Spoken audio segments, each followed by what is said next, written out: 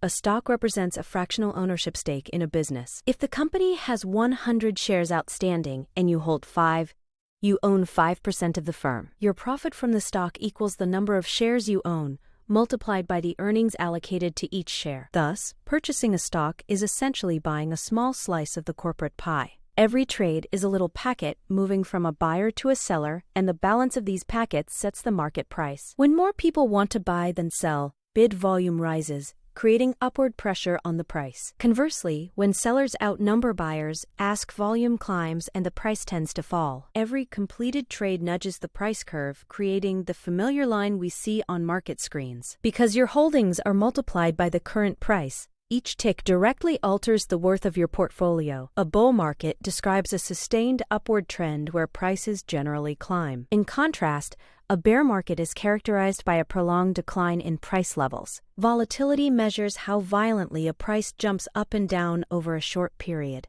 A company's market cap is the total value of all its outstanding shares, found by multiplying price by share count. Understanding whether the market is bullish, bearish, or volatile, and knowing a firm's size, helps you decide when and how to invest.